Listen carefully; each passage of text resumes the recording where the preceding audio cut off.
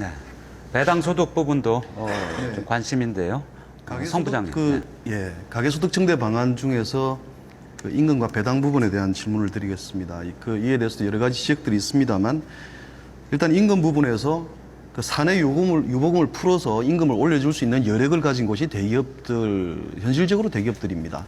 그러면은 이게 사내 유보금을 풀어서 임금을 올리게 되면 그러지 않아도 격차가 많은데 대기업과 중소기업 간의 임금 격차가 더 벌어지는 것 아니냐, 이런 우려가 있고요.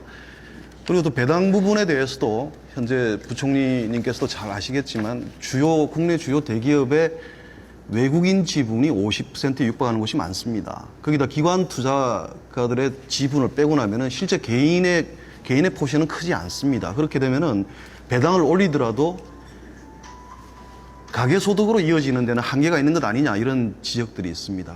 이에 대해서 부총리께서는 어떻게 생각하십니까? 네. 우선 그 임금 인상 관련한 그런 세제 혜택 문제는 지금 그 우려하신 그런 점들을 충분히 감안해서 그 임금 인상분에 대한 세제 혜택을 줄 때 임원이나 이 고액 그 연봉자에 임금 올린 그 부분은 일단 제외하도록 그렇게 제도를 설계해서 그 중산층 이하 근로자들이 혜택의 대상이 될 수 있도록 그렇게 설계하겠다는 말씀을 드리고, 또 중소기업에 대해서는 그 추가로 인상한 임금의 10%를 세액 공제를 해드리는 대신에 대기업은 그 혜택을 좀 줄여서 한 5% 정도만 세액 공제로 이렇게 해주기 때문에 차등적으로 그렇게 하겠다 하는 말씀을 올리고요. 그리고 배당 문제에 대해서는 물론 우리 그 주식시장이 그 글로벌화되어 있기 때문에 외국인 지분도 상당수 있는 게 사실입니다. 그러나 이 배당은 결국은 소액주주한테 통해서 우리 가게로 흘러 들어가는 부분, 또 기관 투자가를 통해서 흘러오면은 그게 결국은 우리 경제 내에서 환류되는 어떤 자금의 원천이 될 수가 있습니다. 그리고 또 우리나라 주식이 이 배당 성향이 OECD 국가 중에서 가장 낮은 상황입니다. 그러다 보니까 우리나라 주식 시장이 상당히 저평가되는데 이 저배당 성향, 이게 큰 역할을 하고 있습니다. 따라서 이 배당 성향을 높임으로써 우리나라 주식을 제대로 평가받도록 해서 우리 국부가 제대로 제값받고 이렇게 달릴 수 있도록 하는 그런 자산 효과를 기대할 수 있기 때문에 이런 부분들이 결국은 경제 그 선순환 구조를 만드는데 많은 도움을 줄 것이다. 저는 이렇게 판단을 하고 있습니다. 네. MBC 허지은 차장 질문 있으신 것 같은데요. 총리께서는 지난 정권의 인수위에 계셨고요. 그때 당시에 법인세 인하를 상당히 강하게 주장을 하셨습니다. 이제 당시 부총리께서 하셨던 말씀을 보면은 전 세계적으로 법인세 인하 경쟁 중이다. 우리도 법인세를 인하하지 않으면은 기업을 외국에 빼앗기게 된다. 그리고 프랑스 예도 드셨습니다. 당시 법인세가 프랑스가 34%였는데 이걸 20%로 내릴 계획이다. 이런 말씀들을 하셨는데요. 지금 6년이 흘렀는데 지금 와서 보면은 이제 OECD 이 34개국 가운데 법인세를 내린 나라가 우리나라 포함해서 12개 나라밖에 되지 않고요. 우리나라 지금 법인세율이 34개국 가운데 20위로 낮습니다. 그리고 예로 드셨던 프랑스도 물론 뭐 정권 교체 이런 영향이 있었겠지만은 법인세율이 지금 33.3% 거의 그대로거든요. 그래서 지금 추진 중이신 사내 유보금 과세가 여러 법리 논란도 있고 또 실효성 논란도 상당히 있습니다. 과연 기업들이 이거를 그렇게 제대로 의도한 대로 쓸 것이냐. 그래서 이럴 바엔 차라리 전공법대로 법인세를 다시 올리는 게 어떤지 하는 주장이 계속되고 있는데요. 그 법인세 올릴 계획이 없다고 말씀은 하셨습니다만은 임기 중에 뭐 이렇게 추진하다가 잘 안 될 경우에는 이걸 올리실 그 생각이 전혀 없으신지 검토를 전혀 안 하고 계신지 알고 싶습니다. 예, 그 법인세는 2009년에 25% 최고세율에서 22%로 3%포인트 그렇게 인하가 됐습니다. 이제 그때 당시에 이제 법인세 인하를 하게 되면은 여러 가지 투자나 이런 쪽으로 흘러 들어가서 경제 선순환 구조가 이제 성립이 되도록 기대를 했죠. 그런데 이제 지난 5년간 사실 시행을 해보니까 사내유보금은 많이 쌓였습니다만은 그런 그 당초 기대했던 그런 부분들이 좀 다소 미흡하다, 이런 판단에 따라서 이번에 그 투자나 임금이나 배당으로 이렇게 경제로 흘러보내라 하는 그런 유도하는 그런 세제를 고민 끝에 이렇게 했다는 말씀을 드리고, 법인세를 다시 올리는 부분은 저는 현 단계에서는 검토하고 있지 않다 하는 말씀을 올리겠습니다. 왜 그런가 하면은 지금은 또 여전히 법인세는 세계가 인하 경쟁 중입니다. 일본도 그 재정 적자가 얼마나 많습니까? GDP의 2배가 넘는 그런 부채 규모를 가진 일본에서조차 30%대에 있던 법인세율을 20%대로 지금 낮추는 그런 부분이 있고, 이 법인세는 이 국제 경쟁 조세입니다.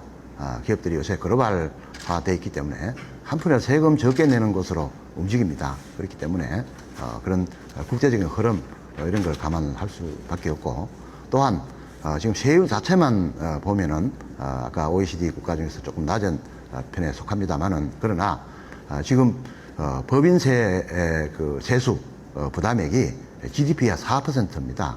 이것은 OECD 국가 중에서 가장 높은 수준입니다. 따라서 이 법인들이 지금 내는 그 세율 자체는 좀 낮지만은 세금 자체는 굉장히 OECD 국가에 비해서 높은 수준에 있다. 이런 점을 감안해서 법인세를 올릴 계획은 없고요.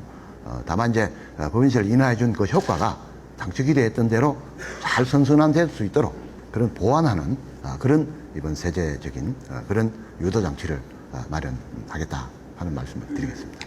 네, 그럼 다음 사안에 대해서 질문 이어가도록 하겠습니다. MBN 최은수 경제부장 질문해 주십시오. 네, 부총리께서 법인세 인하를 하지 않겠다. 국제 경쟁력 차원에서 저도 공감을 합니다. 그리고 지지를 합니다. 이 질문을 안 드릴 수가 없을 것 같은데요. 규제 개혁 문제입니다. 기업들은 내수를 살리려면 오히려 투자를 막는 나쁜 규제를 제거해서 일자리를 창출할 수 있도록 도와줘야 한다. 이런 목소리를 내고 있습니다. 대통령이 천송이 코트 규제 개혁을 질타한 지 넉 달이 지났지만 지금 중국 국민들은 인터넷에서 공인 인증서 때문에 한국 물건을 사지 못하고 있는 실정입니다. 다행히 오늘 오후 대책이 나오는 것 같습니다. 국민들은 이런 것을 볼 때 왜 이렇게 규제개혁 속도가 느린지 도대체 이해가 되지 않습니다. 이준의 규제개혁 속전속결 제도나 아니면 정부 내 규제개혁 24시간 상담팀과 같은 특별한 조치를 도입할 그런 의향은 없는지 묻고 싶습니다. 네, 그 천송이 코트 그 말씀을 주셨는데 참 저도 솔직히 이 문제를 좀 들여다 보니까 참 복잡한 문제가 얽혀 있는 것 같습니다. 물론 현재까지 외국인 전용 쇼핑몰에서 천송이 코트를 구입하는 그 문제는 이제 어느 정도 해소가 됐습니다만은 문제는 이제 결제 부분입니다. 결제가 한국은 공인인증서라고 다 여러분들 실제로 인터넷 결제를 하려면 액티브 X 이거 나오면서 공인 또 인증서 이거를 해야 이제 결제가 되고 하는 뭐 그런 부분이 오랜 관행으로 이렇게 되어 있다 보니까 외국인들이 또 들어오면은 이제 그런 결제 시스템에 익숙하지 않고 외국에는 그런 거 없이도 이제 살 수가 있으니까 많이 불편하다 이런 사안입니다. 그래서 이 부분은 오늘 금융위가 종합적인 대책을 내놓습니다만은 우리나라도 이제는 그 공인인증서 없이도 외국과 같이 다양한 어떤 이 법적 효력을 가지는 인증 시스템을 그렇게 개발함으로써 이 문제를 해결을 하겠다 하는 말씀을 드리고, 그리고 지금 규제가 상당히 국민들 피부에 아직 규제 완화가 안 와닿는다 하는 지적을 여러 차례 하고 있고, 저도 그 점에 공감을 하고 있습니다. 그래서 이 규제 문제는 솔직하게 대통령께서도 그런 말씀이 계셨습니다만은 국민들께서 이제 그만하면 됐다 할 정도로 정말 악착같이 이 정부 우리 경제팀이 물고 늘어져서 국민들이 피부에 체감할 수 있도록 그렇게 확실하게 추진해 나가겠다 하는 말씀을 이 자리를 빌어서 다시 한번 말씀을 올리고, 이게 이제 체감이 될 수 있도록 하려면은 결국 규제 집행기관인 중앙부처가 그들이 대부분 규제를 집행하고 있지 않습니다. 대부분은 규제는 지방자치단체나 또 공기업이나 또 협회 이런 같은 이런 데 위임을 해서 규제를 집행하고 있습니다. 그래서 이 규제 집행 기관들의 의사결정 구조나 의식 수준 이것을 확실하게 고쳐야지 비로소 국민들이 이제 달라졌구나 이렇게 느끼지 않겠나 생각을 합니다. 이와 관련해서는 또 이 감사원의 감사 행태도 저는 좀 시정이 돼야 된다. 감사원은 지금 보면은 무슨 뭘 인허가를 해줬다든지 뭘 해주면 이거 왜 해줬어? 이거를 감사를 하는데 앞으로 감사 중점은 이거 왜 안 해줬냐? 법에 돼 하도록 되는데 이걸 왜 안 해주고 왜 몇 개를 끌어서 했냐? 이렇게 감사 중점을 그런 방향으로 감으로써 지방자치단체나 모든 공직자들이 또 그렇게 움직일 수 있게 해야 비로소 국민들이 야 이제 좀 달라졌구나 그렇게 좀 느낄 수 있지 않겠나 이렇게 생각을 합니다. 네. 네, 정말 국민이 체감할 수 있는 형태로 규제 개혁이 이루어졌으면 좋겠습니다. 특히 투자를 촉발하는 규제 개혁이나 그리고 국익을 창출할 수 있는 그런 규제 개혁은 반드시 이루어져야 될 것 같습니다. 하지만 방금 말씀하신 대로 금융권의 보신주의와 공무원의 복지부동 이런 것들이 오히려 규제를 막는 경우도 상당히 많습니다. 또 정부가 규제 개혁을 해도 인허가권을 진 지방자치단체가 움직이지 않는다면 규제 개혁이 제대로 이루어질 수 없다고 생각을 합니다. 어떤 식으로 이런 문제들을 해소해 나가실 계획이신지 말씀해 주시죠.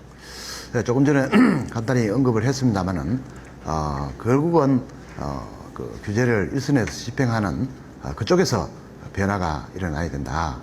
이래서 그런 지나치게 보신주의에 흐르지 않도록 면책 관련 그런 제도도 확대를 하고 아까 말씀드린 대로 감사에서도 그런 적극적인 행정을 펼 수 있도록 그렇게 적극적인 행정을 펴지 않는 그런 공직자가 말하자면 감사의 대상이 될 수 있도록 그렇게 운영을 해야 실질적인 효과가 나타나지 않겠나 이렇게 보고 있고 우리 정부는 정말 우리 경제를 혁신하고 또 다시 도약을 기틀을 마련하기 위해서는 이런 규제 개혁이나 공무원들의 보신주의 이런 소극적인 행정 이런 걸 혁파를 해야 비로소 가능하다 하는 그런 강한 의지를 가지고 추진하겠다는 말씀을 드리겠습니다. 네.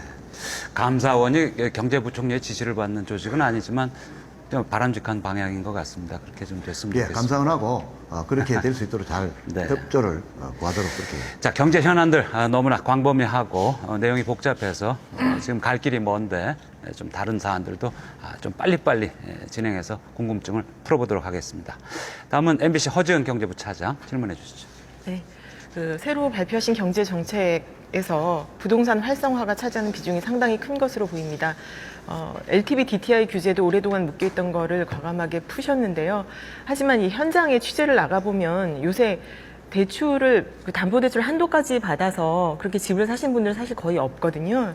그래서 이 LTV DTI 완화가 이게 거래 활성화, 부동산 거래 활성화에 실제 효과가 있다고 보시는지 궁금하고요. 그리고 지금 가계부채가 임계점에 와 있다는 얘기가 많이 나오는데 그것 때문에 금융당국도 오랫동안 이거를 건드리는 걸 사실 반대를 해온 걸로 알고 있고요. 그러면은 그 가계부채에 미치는 영향을 좀 면밀히 검토를 하고 LTV DTI를 푸신 것인지 또 가계부채 대책은 있으신지 궁금합니다. 말씀해 주십시오. 예, 우선 이 효과가 있을 것인가 하는 질문을 주셨는데요. 저는 이번 LTV DTI 규제 완화가 실수요자 중심의 거래 활성화가 되면서 효과가 있을 것으로 그렇게 보고 있습니다. 지금 아시는 대로 지금 전세가가 매매가의 70% 수준의 수도권의 경우에 이렇게 가 있습니다. 솔직히 30%만 있으면은 집을 살 수가 있는 상황이 됐거든요. 그래서 이런 신용 보강이 이루어진다면은 전세 살고 있는 분들의 상당수가 매매로 전환이 되면서 부동산 거래가 정상화될 수 있을 것으로 그렇게 보고 있고요.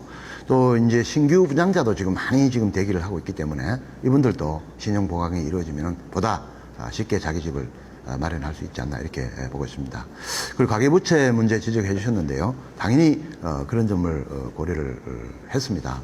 그러나 저는 그 가계부채가 다소간에 금액 면에서 규모 면에서 조금 늘 수는 있겠으나 오히려 저는 이 가계대출의 구조가 개선됨으로써 그 리스크는 더 줄어든다 이렇게 보고 있습니다. 왜냐하면은 이번 대책에서 지금까지는 1금융권보다 2금융권에 15%포인트 더 돈을 빌려줄 수 있도록 2금융권에 이렇게 허용을 해줬습니다. 그러다 보니까 지금 안 그래도 취약한 그 계층 이런 쪽이 대부분 은행보다는 2금융권으로 금리가 높은 또 이 금리 대출 조건이 나쁜 쪽으로 많이 돈이 가 있기 때문에 그런 돈이 이제 그 업금벌 차등이 없어지기 때문에 1금융권으로 이렇게 옮겨올 수가 있습니다. 그렇게 되면은 가계부채의 그 질 구조는 훨씬 오히려 개선이 될 수 있는 부분도 있다. 이렇게 생각을 하고 있습니다. 네, 허 차장님 네. 질문 추가해 주시죠. 예, 하나 더 여쭤볼게요. 이번 정권 들어서 부동산 살리기에 굉장히 많은 노력을 정부가 해오신 걸로 알지만, 불행하게도 상당히 좀 신뢰를 많이 잃으신 측면이 있습니다. 제가 예를 들어서 말씀을 드리면, 이제 전세 대출 같은 경우에 세입자들 도와주려고 돈을 많이 푸셨는데, 이게 오히려 전세값을 폭등시킨 주범으로 이제 지목을 받고 있고요. 그다음에 최근에 백지화됐던 전세 임대소득 과세 방안 같은 경우도 사실 처음에 국토부에서 많이 반대를 했는데, 기재부에서 밀어붙였다 이런 얘기도 사실 저희가 들을 만큼 손발이 안 맞는다, 엇박자다 이런 비난을 받으셨던 그런 정책이고, 결국 이게 힘들게 살려는 거래 불씨를 꺼뜨렸다 이런 비난을 받았습니다.